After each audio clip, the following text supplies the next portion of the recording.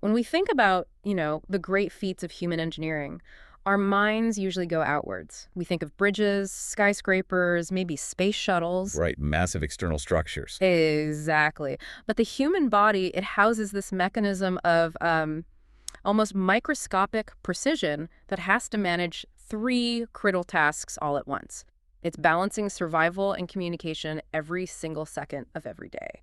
And we are talking about an organ that is tiny, highly mobile, and just ridiculously complex. We are talking about the larynx. What's really fascinating here is that if you were tasked with designing one small organ to handle breathing, swallowing, and producing complex sounds, the result would look almost exactly like the human larynx. It's a true masterpiece of specialized structure. And that's why we're here. We received an extraordinarily detailed source request. Oh, it's heavy-duty and an anatomical chapter that we've been calling Chapter 41 internally, almost overwhelming in its density. It really is.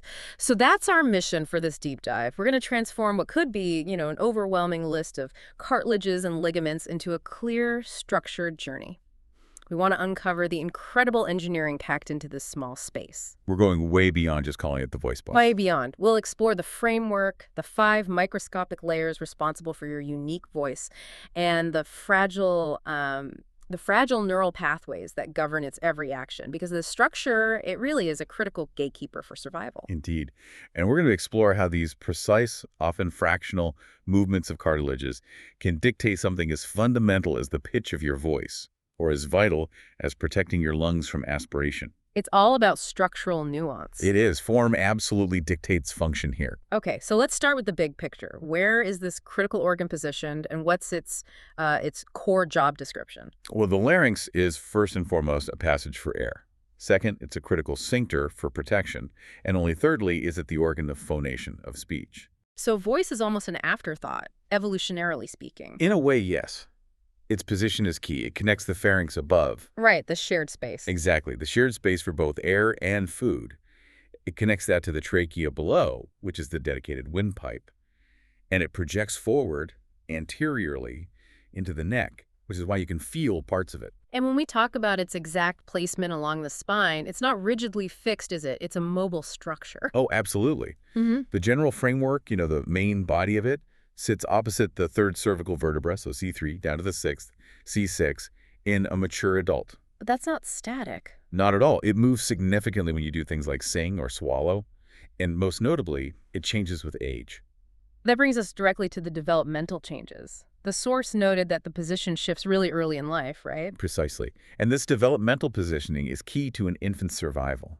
The superior border of the larynx is comparatively much, much higher in an infant than in an adult. It's sitting roughly in the upper third of that C3 vertebra. And that's often called the infantile larynx. Yes. And that higher position is a crucial anatomical distinction. So why is that so critical for a baby? Why so high up? It's a brilliant evolutionary adaptation for safety. Because the larynx sits so high, it's relatively protected inside the nasal airway. This allows for amazingly simultaneous breathing and feeding. So they can breathe through their nose while milk or formula flows around the larynx. Exactly. It greatly reduces the risk of fluid entering the lungs. It's a margin of safety that disappears as the larynx descends, which usually happens between 6 and 12 months of age as the infant's neck elongates and their diet starts to change. So early on, the priority is all about feeding and breathing safety. But the biggest structural changes, the ones that fundamentally alter communication, they happen much later. Right during puberty. That's when the most significant growth spurt occurs, and this is where we see the pronounced sexual dimorphism that defines the adult voice. The cartilage itself just rapidly expands under the influence of hormones. And what are we talking about in terms of measurements for that expansion? In males, the anterior-posterior laryngeal diameter, so front to back, it increases substantially. We're talking about an increase of 10 to 12 millimeters. Which is massive in such a small structure. It's huge. Yep. And you contrast that with the growth in females, where the increase is much smaller, usually only about 3 to 4 millimeters. And that difference in diameter, that's the whole story behind the voice deepening, isn't it? It is the mechanism. Right. That pronounced dimensional increase directly dictates the elongation of the vocal folds inside the larynx. Longer, thicker vocal folds. Which vibrates slower, producing that dramatically lower fundamental frequency and pitch we associate with the adult male voice. The larynx in women just remains proportionally smaller, and the angle is less acute. Okay, so moving from that mobility and size to the general framework. You mentioned the larynx is a structure made of cartilage suspended from above. That suspension is absolutely vital. The entire framework is a series of cartilages linked by strong ligaments and fibrous membranes. And critically, this whole assembly is suspended from the hyoid bone. The one bone in the body that doesn't connect to any other bone. That's the one. That single, unique, U-shaped bone. It acts as the anchor point high in the neck. And why does being suspended from a, quote, floating bone matter so much? It's all about mobility. The hyoid bone acts like a crane. By attaching the larynx to it via the thyroid membrane, the entire larynx can be rapidly pulled upward and forward by the suprahyoid muscles during swallowing. Giving you that rapid vertical movement you need for airway protection? Exactly. So let's break down the structure of the framework itself. It's got paired and unpaired pieces. It does. We have three crucial unpaired cartilages: the large thyroid, the ring-like cricoid, and the leaf-like epiglottis. In the paired sets. Then we have three important paired sets: the small pyramidal arytenoids, the tiny corniculates, and the club-like cuneiform cartilages. We have to define the material itself because it's mostly hyaline cartilage, but that distinction is really important, isn't it? It's critical. The greater part of the laryngeal cartilages is hyaline cartilage. This matters because hyaline cartilage is susceptible to aging processes. Specifically, it can undergo calcification and eventually ossification. It turns into bone. It literally turns into bone. Yeah. And that has massive implications for the flexibility and functional lifespan of your voice. This is in stark contrast to something like the epiglottis, which is made of elastic cartilage and stays flexible your entire life. So the foundation of the larynx is designed to be strong, but eventually it becomes rigid. We'll definitely come back to that. And finally, the muscle control. Right, two key groups. The intrinsic muscles, which are the delicate fine-tuners, moving the cartilages relative to each other to control the glottal opening and vocal fold tension. And the extrinsic muscles. The extrinsic are the larger movers. They raise and lower the entire larynx, which is crucial for swallowing and also for modulating those extreme pitch ranges, particularly high notes. That distinction between the fine-tuning internal system and the gross external movers is fundamental. Okay, now let's move to the specific anatomical components that form this laryngeal skeleton. Let's start at the top with the epiglottis, the ultimate air traffic controller. The epiglottis is a really fascinating component. It's a thin, leaf-like plate of elastic cartilage. And that right there sets it apart from the thyroid and cricoid. Because it's elastic. Right. It can flex and recoil constantly without hardening or fracturing. It projects obliquely upwards, positioned right behind the tongue and the body of the hyoid bone. And its shape is intrinsically linked to its role as a folding valve. Yeah. How is it anchored in place? It has dual anchoring points. The petiole, which is the inferior stalk of the epiglottis, is attached internally right below the superior thyroid notch via the thyroepiglottic ligament. And externally? Externally, the larger body is attached to the hyoid bone by the hyoepiglottic ligament. This dual attachment is what allows it to fold backward and downward so effectively during the upward movement of the larynx in swallowing. I found the surface coverings on the epiglottis particularly telling. They really reflect its function as a physical border between two completely different systems. They perfectly illustrate the two worlds it lives in. The lingual, or anterior surface, that's the side that faces the friction and passage of food and liquid in the pharynx. So it needs to be tough. It needs to be very tough. So it's covered by non-keratinized stratified squamous epithelium. It's a lining designed to withstand abrasion. But the posterior side, the airway side, is entirely different. Exactly. The laryngeal, or posterior surface, faces the protected airway.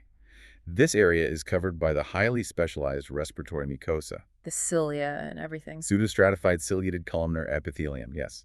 It's designed for humidification, mucosal defense, and sweeping debris away from the lungs. It highlights its identity as part of the respiratory tract, below that point of friction. So what's its key function during that quick transition of swallowing? It acts as a diversion chute. During swallowing, the larynx moves up and forward, and the epiglottis passively folds down. Now, the true closure of the airway involves the tight adduction of the vocal folds, but the epiglottis's primary mechanical action is to direct the food bolus laterally. Shunting it away from the opening. Exactly. Shunting it into the piriform fossa and safely down the esophagus. It is the absolute first line of defense against aspiration. Okay, next up, we have the largest cartilage, the thyroid cartilage, the namesake of the voice box. The thyroid cartilage is the protective shield of the larynx. It's formed by two flat quadrilateral plates, or laminae, that fuse together in the front. This meeting point creates that prominent ridge that gives the larynx its characteristic shape. And that ridge, that's the key structural marker for sexual dimorphism. Absolutely. The angle where those two laminae join anteriorly determines the visibility and prominence of the structure. In men, this angle is far more acute, typically around 90 degrees or even less. Which forms the Adam's apple. Exactly, the easily palpable laryngeal prominence. In women, the angle is much more obtuse, closer to 120 degrees, which makes the structure smoother and less noticeable. And that acute angle in males is what accommodates and protects the significantly longer vocal folds inside. It's not just a flat shield, though. It has these critical articulating points. It does. It features superior and inferior borders. From these borders, the cornua, or horns, extend. The superior cornua are attached to the hyoid bone via the thyrohyoid membrane. But the inferior cornua, they are structurally vital. Why is that? Because they articulate with the cricoid cartilage below. This forms the pivotal cricothyroid joint, which, as we'll see, is the primary mechanism for controlling your pitch. And running across its outer surface is a diagonal line. Yes, the oblique line. And this gives attachment to some really significant extrinsic muscles. It's an essential attachment point. The sternothyroid muscle, which is a depressor of the larynx, attaches there. The thyrohyoid muscle, which can either raise the larynx or depress the hyoid, attaches there. And a key part of the pharyngeal musculature, the inferior pharyngeal constrictor, also attaches there. It links the larynx directly to the motor functions of the entire neck. Moving downward from the shield, we encounter the foundation of the airway, the cricoid cartilage. The cricoid cartilage is anatomically unique and fundamentally important. It is the only complete ring of cartilage in the entire airway. All the way down from the larynx to the trachea. It acts as the structural foundation sitting right below the thyroid cartilage. It's often visualized as a signet ring, and I think that analogy perfectly captures its structural design. That analogy is excellent because it emphasizes the difference between the front and the back. It's narrower in the front, forming the low rounded arch, and then dramatically wider and taller in the back, forming the quadrangular lamina. And that wide lamina is absolutely key to laryngeal function. Why is that wide posterior part so important? Well, the lamina provides a massive, stable anchor point. It has two vertical ridges on its posterior surface, and these are essential attachment points for the posterior cricoarytenoid muscle. The single most important abductor for breathing? The one and only. Furthermore, the superior border of this lamina is where the paired arytenoid cartilages sit. So the cricoid is the stable base for all intrinsic movement.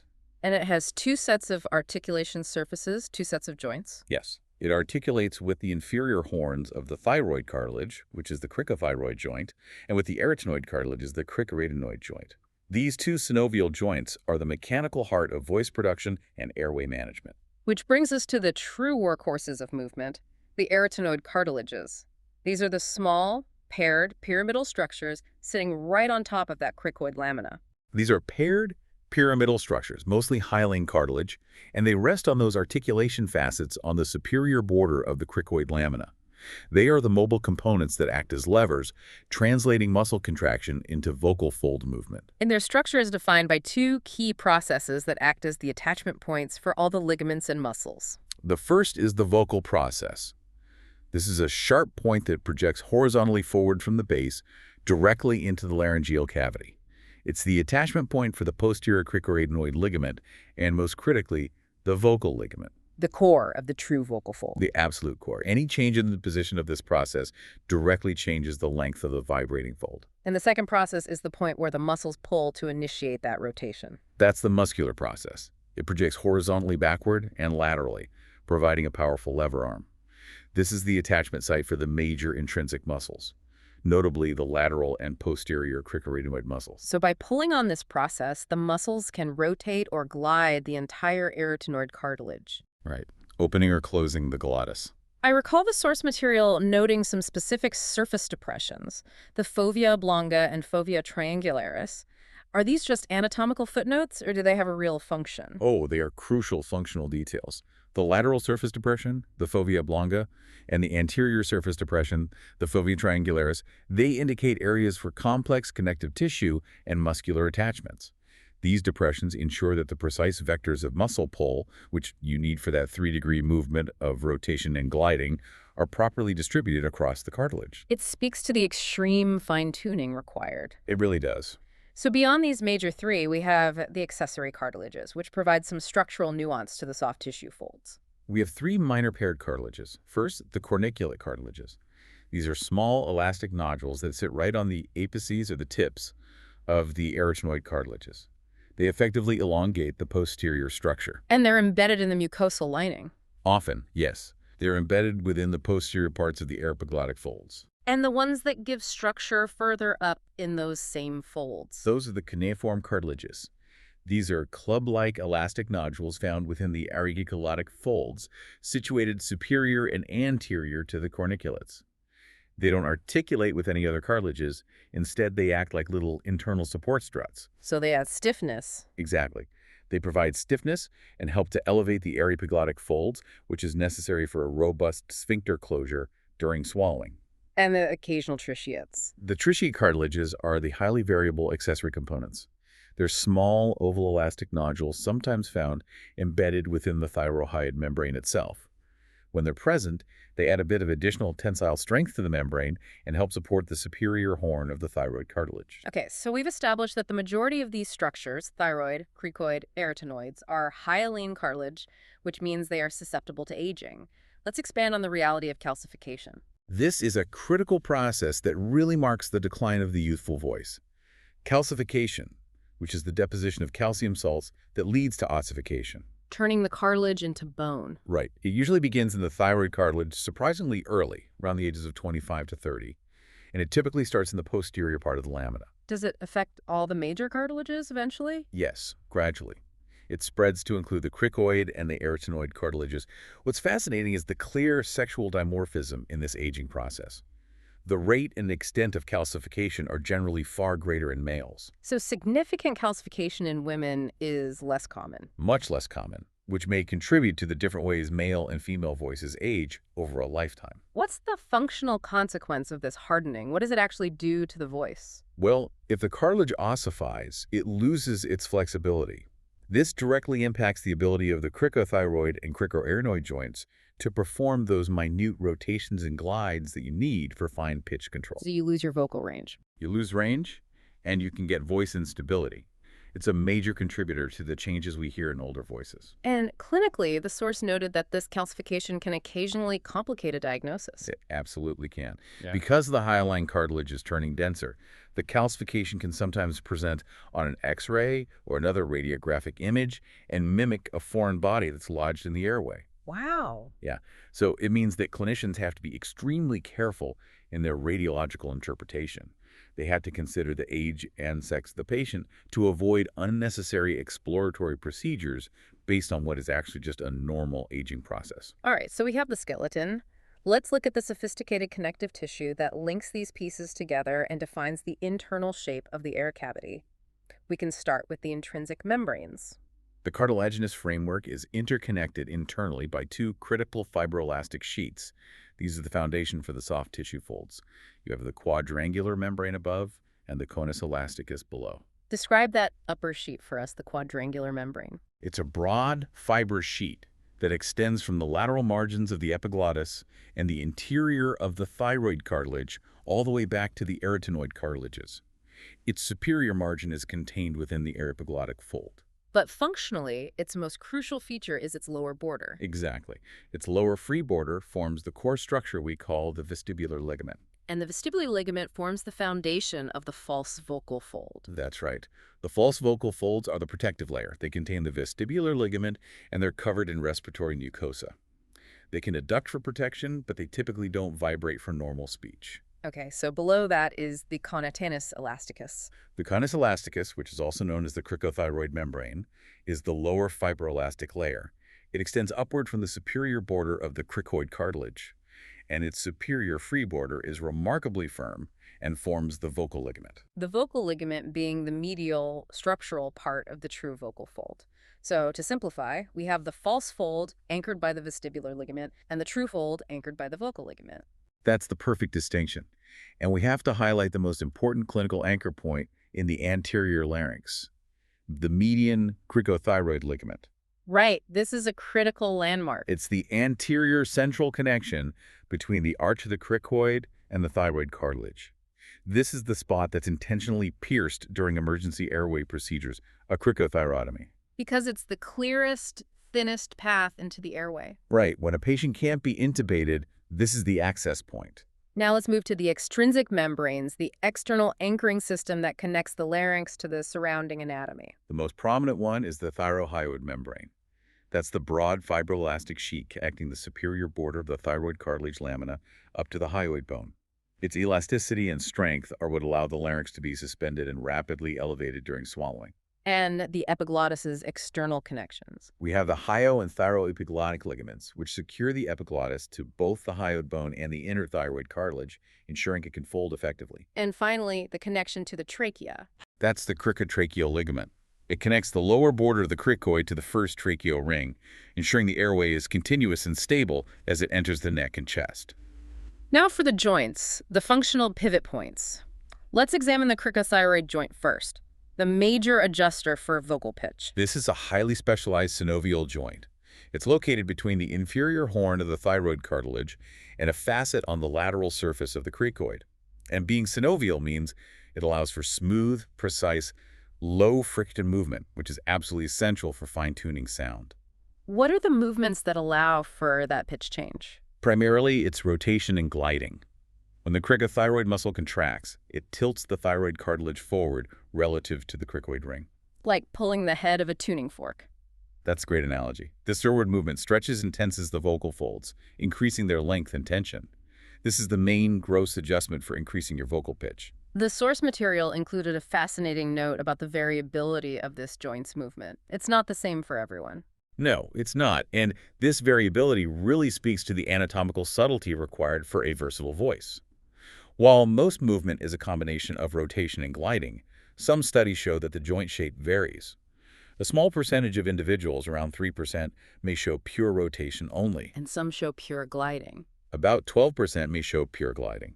However, for a fully versatile, finely tuned voice, particularly for a professional singer, the vast majority of people rely on that combination of movements to achieve both tension and elongation at the same time. Okay, let's contrast that precision with the cricoretenoid joint, which governs the gross actions of opening and closing the airway. This is also a synovial joint, located between the facet on the superior border of the cricoid lamina and the base of the arytenoid cartilage.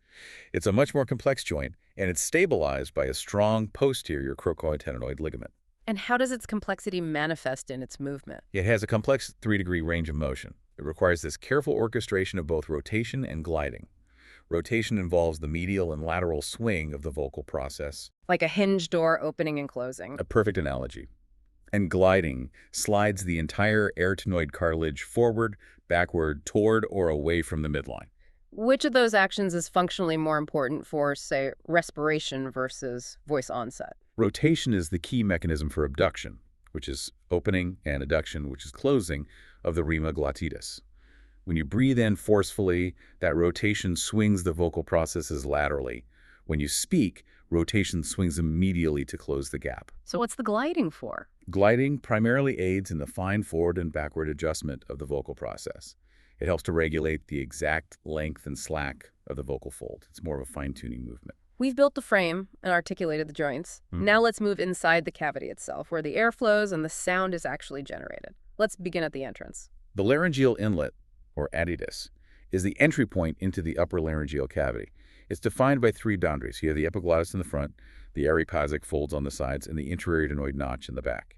And the space immediately beneath that inlet is the vestibule. Right. The vestibule is the space between the inlet and the next protective layer, the vestibular or false folds. And those arypiglottic folds, they're not just flaps of skin, are they? Not at all. They are structurally robust because they contain fibrous tissue, muscle, and importantly, the internal support of the cuneiform and corniculate cartilages. Which create those visible bumps. The visible elevations, yes. Yeah.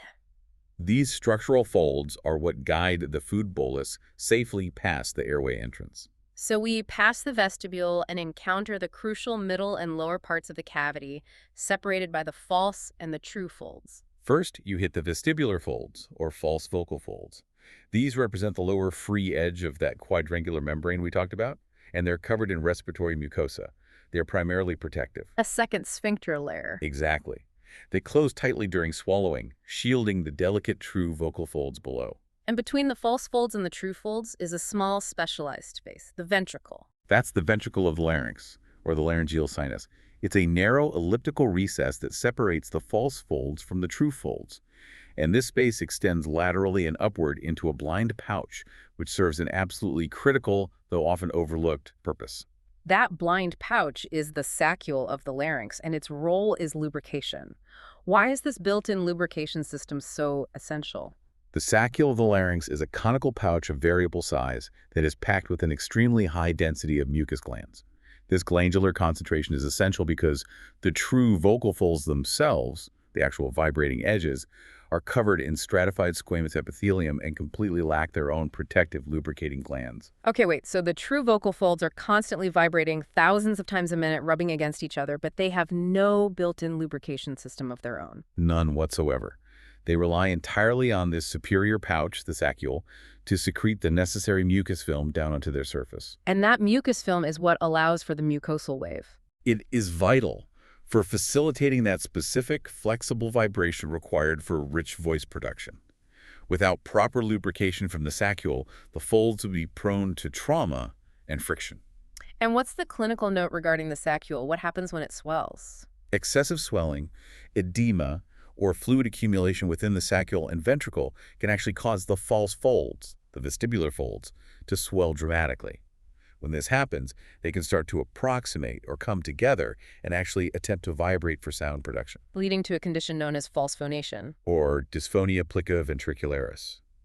It's a functional pathology where the protective layer tries to assume the role of the voice engine, and the sound is very rough and strained. So below the ventricle, we have the vocal folds and ligaments, the true voice mechanism. These represent the superior free edge of the conus elasticus.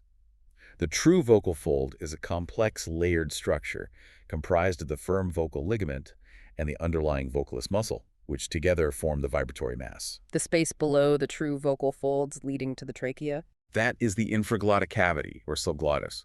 It's the lowest part, extending from the level of the true vocal folds down to the inferior border of the cricoid cartilage, where it transitions into the smooth, cylindrical trachea. And the aperture between the folds is where sound begins, the rima glottitis. The rima glottitis is the aperture, the gap, between the vocal folds in the front and the arytenoid cartilages in the back.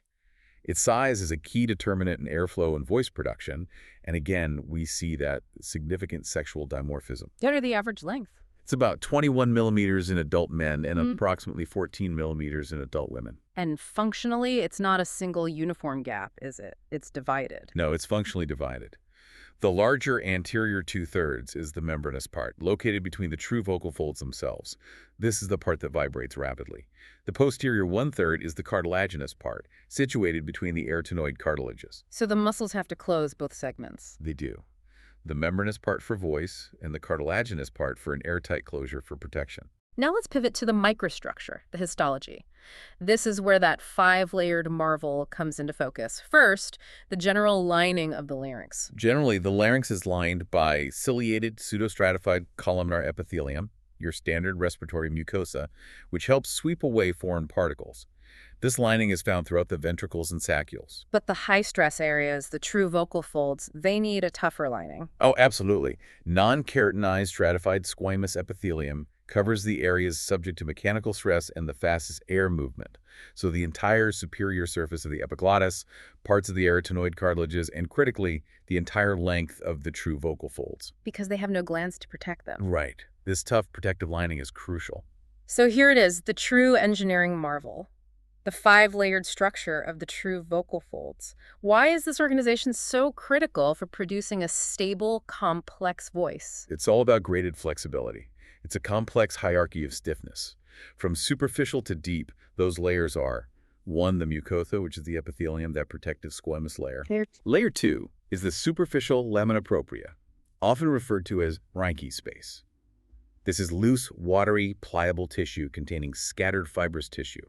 This is the layer responsible for the mucosal wave. The flexible, undulating vibration. Exactly, the thing that's necessary for a rich vocal quality. Then you have the intermediate lamina propria, layer 3. This contains a high density of elastic fibers. It forms the intermediate layer of the vocal ligament, providing elasticity, allowing the fold to stretch and rapidly recoil. Layer 4. Layer 4 is the deep lamina propria. This is primarily composed of robust collagenous fibers.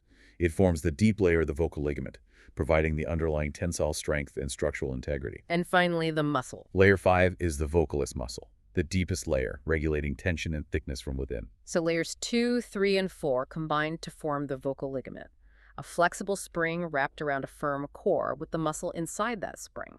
That's a perfect analogy. The superficial layer is extremely loose and vibrates freely.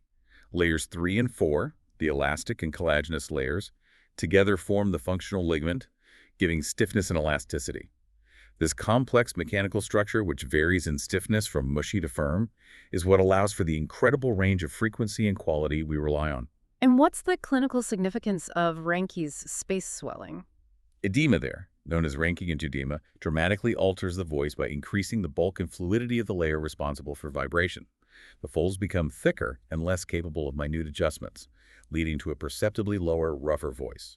It's common in smokers. And finally, the connective tissue organization itself is optimized for this vibration. Absolutely. The connective tissue fibers within the lamina propria layers are organized precisely parallel to the axis of the vocal folds. This parallel arrangement maximizes their ability to stretch and contract efficiently, facilitating symmetrical and controlled vibration when exposed to high-velocity airflow. All right, the larynx is a lever system, and now we examine the engine that moves it. Let's start with the extrinsic muscles, the big movers that shift the entire larynx. The extrinsic muscles, which include the infraoid muscles below the hyoid and the supraoid muscles above it, move the entire laryngeal apparatus up, down, and forward. Their function, therefore, is tied directly to high-stakes survival actions. Precisely. They are highly active during swallowing, ensuring that rapid upward and forward excursion to tuck the larynx safely under the tongue base.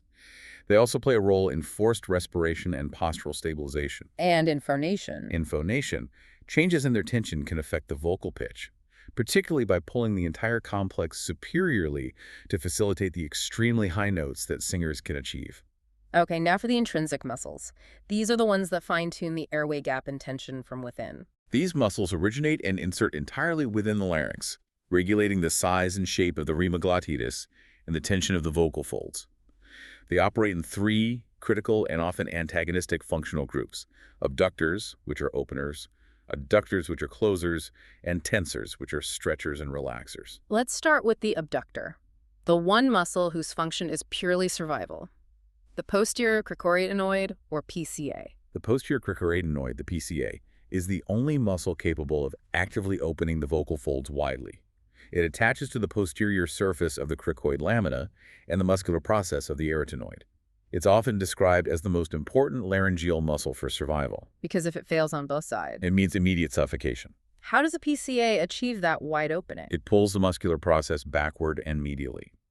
Because the muscular process acts as the lever arm, this force rotates the arytenoid cartilages laterally, swinging the vocal processes and thus the attached vocal folds away from the midline. Maximizing the airway for breathing. It's the primary driver for widening the rima glottis. Okay, next, the adductors and sphincters, the muscles that close the glottis for phonation and protection. We have three key closers.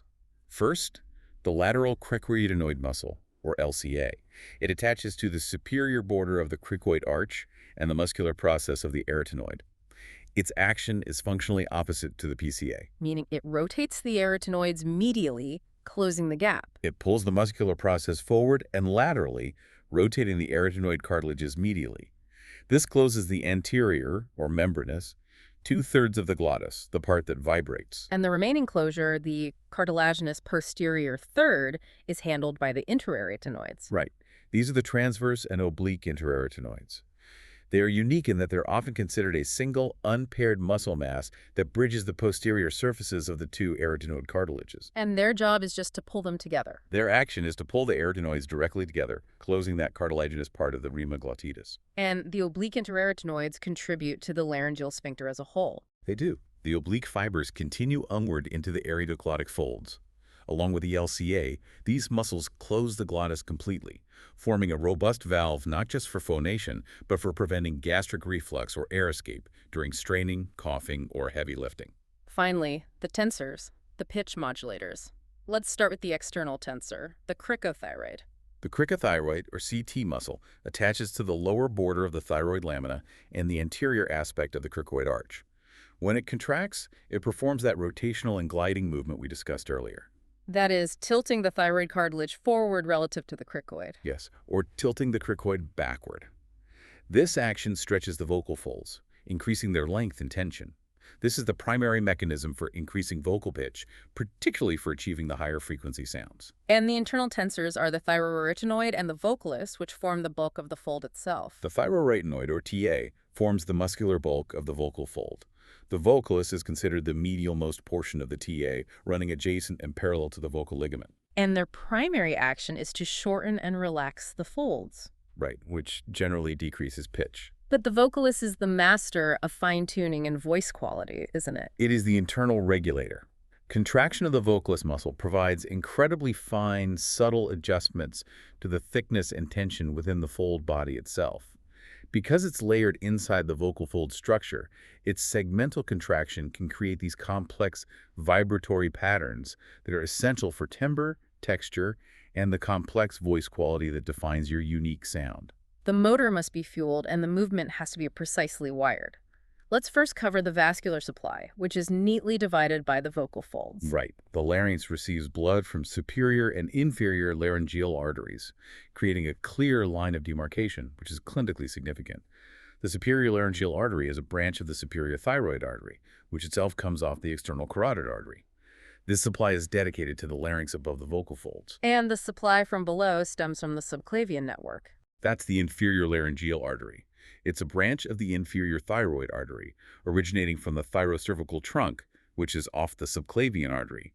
This branch enters the larynx deep to the inferior constrictor muscle and supplies the larynx below the vocal folds. And the venous return follows the same familiar superior-inferior pattern. It mirrors the arterial supply perfectly. Superior laryngeal veins drain to the superior thyroid vein and eventually into the internal jugular vein. Inferior laryngeal veins drain to the inferior thyroid vein and into the brachiocephalic vein.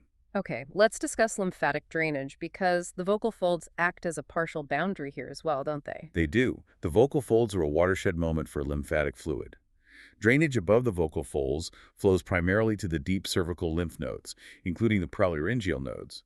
Below the vocal folds, drainage goes to the pretracheal and lower deep cervical nodes. And the folds themselves don't have many lymphatic vessels. Very few.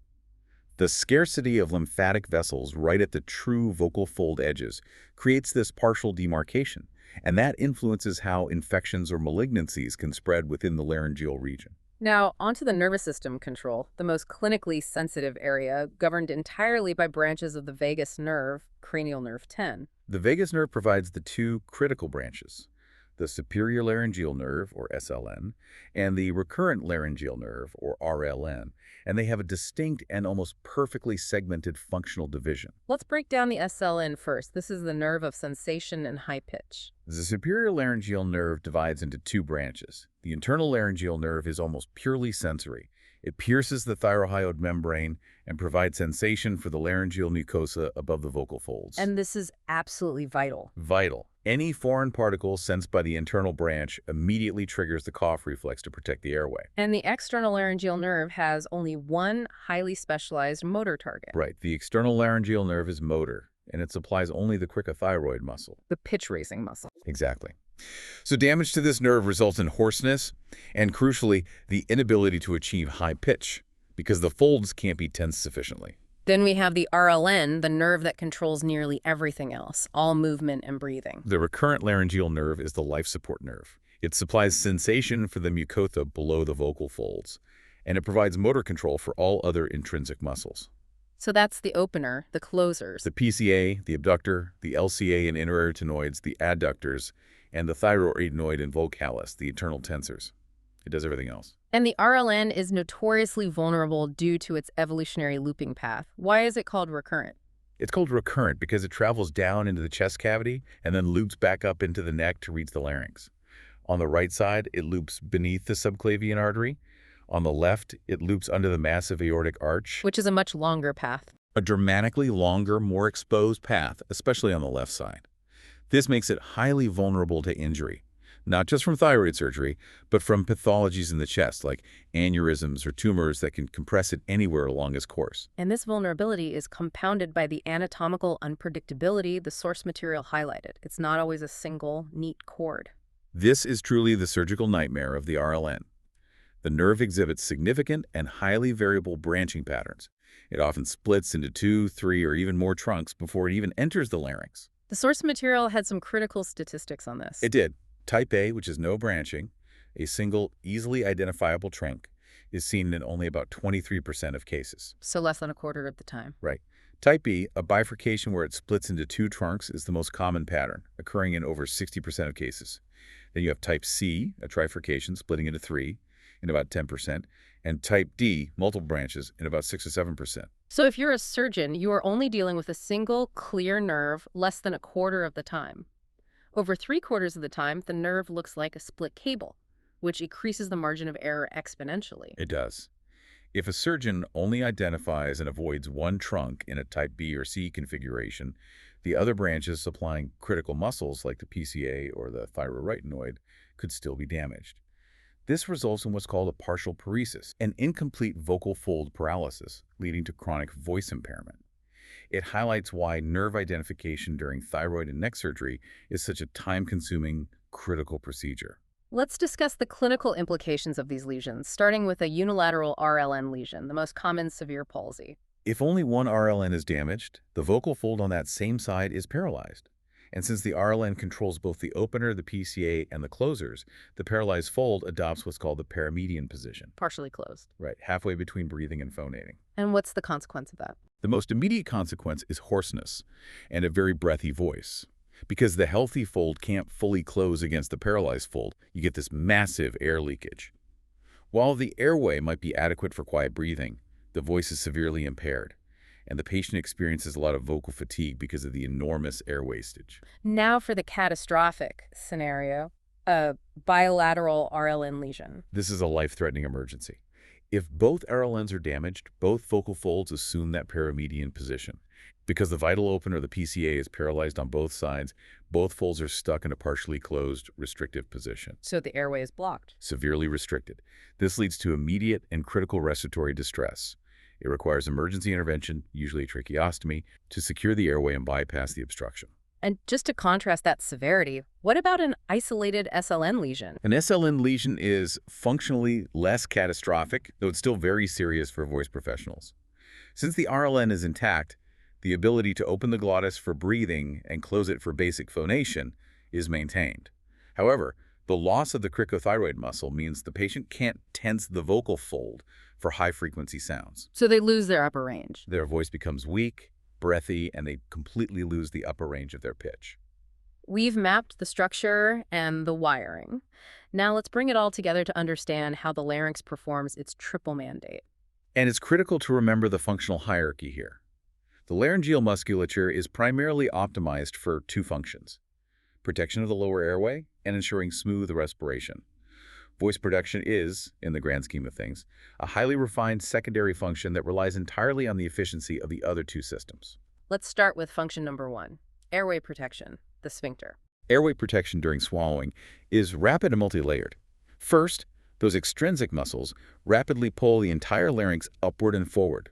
This tucks it safely under the base of the tongue. Simultaneously, the epiglottis passively folds down over the inlet. And the crucial intrinsic action happens at the same time. Yes, the intrinsic adductor muscles cause the vestibular folds, the false folds, and the true vocal folds to adduct and close tightly.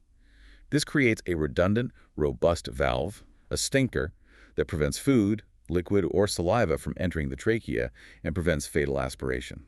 And the infant safety mechanism we discussed earlier is a structural difference that helps with this protection. Absolutely.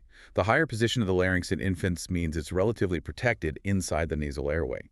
This structural geometry is just inherently safer, which is why infants can breathe and feed simultaneously, a capability we lose once the larynx descends into the adult position. Function number 2 is respiration, or airway dynamics. This is about regulating the flow of air. During quiet respiration, The vocal folds are gently, passively abducted, creating a roughly elliptical space with an average diameter of about 8 to 9 millimeters. This ensures minimal resistance for relaxed breathing. But when high demand is placed on the system, the PCA kicks into high gear. That's forced respiration. The posterior cricoidnoid muscles actively contract to their maximum capacity, widely abducting the folds to maximize airflow capacity. This wide opening facilitates rapid air exchange during exercise, for example. And the flow of air itself is managed efficiently by the larynx, especially during non-forced expiration. It is. The elastic energy stored in the chest wall, lungs, and abdominal contents during inspiration naturally drives quiet expiration.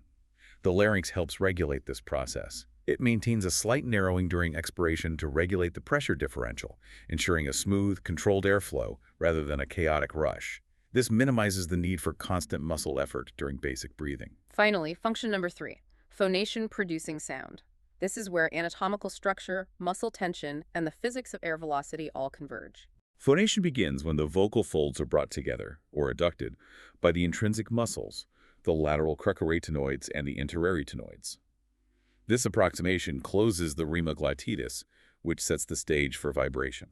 And the accepted model for how the sound is generated is the myoelastic aerodynamic theory. Let's walk the listener through those 4 steps very slowly. It's a remarkable, cyclical, physical process, and it's driven entirely by pressurized air. First, you have pressure buildup. Air is expelled from the lungs, and since the vocal folds are closed, significant subglottal pressure builds up below them. Step 2 is the breakthrough. Right. When the subglottal pressure exceeds the closing force of the intrinsic muscles and the elastic resistance of the folds are blown apart superiorly, releasing a puff of air. Step 3 is where the physics gets really interesting, the pressure drop. The Bernoulli effect. As that high-velocity air rushes quickly through the resulting narrow opening, the pressure immediately between the folds drops rapidly. This reduction in pressure creates a suction force, pulling the folds back toward the midline. And step 4 is the recoil. Elastic recoil and vibration.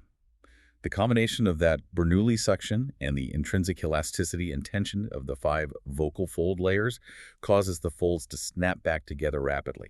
And this cycle repeats itself hundreds of times per second. That is the ultimate takeaway here. The muscles set the position and the tension, but the energy for vocal fold vibration comes entirely from the column of air pushing and pulling them. The airstream is the kinetic energy source.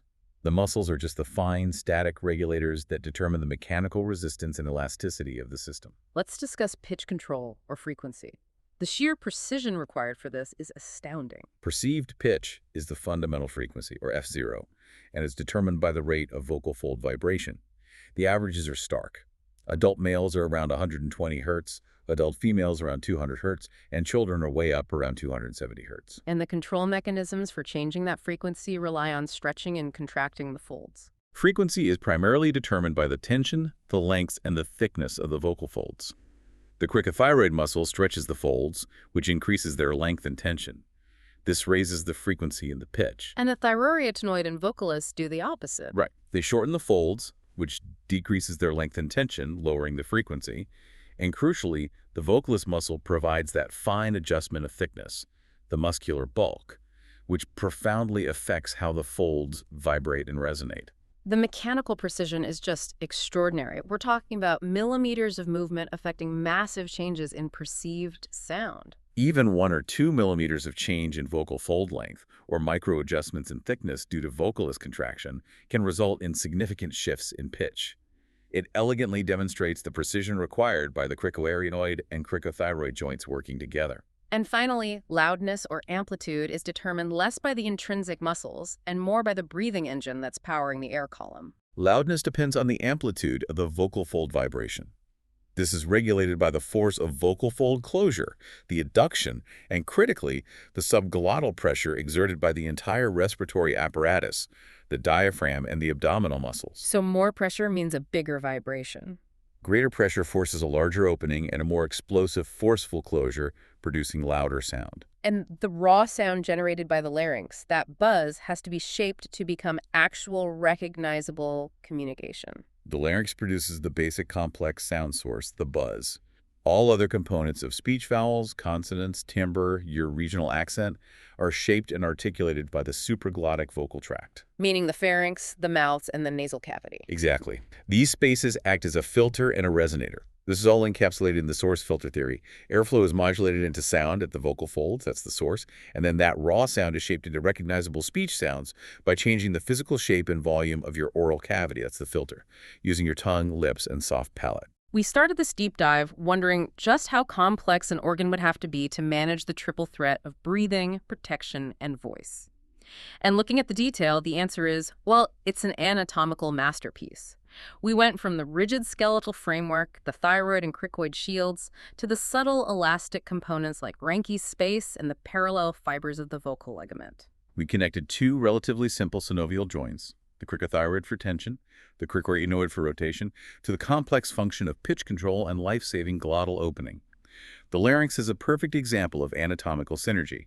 It's a system where mechanical stability, neurological precision split between the SLN and the RLN, and microscopic tissue elasticity must constantly converge to ensure both survival and sophisticated language. Here's where it gets really interesting for me. Thinking about the fact that this small organ, regulated by just two sets of nerves, has to balance those three separate, sometimes conflicting functions every minute of every day. If the sole abductor muscle fails on both sides, your breathing stops.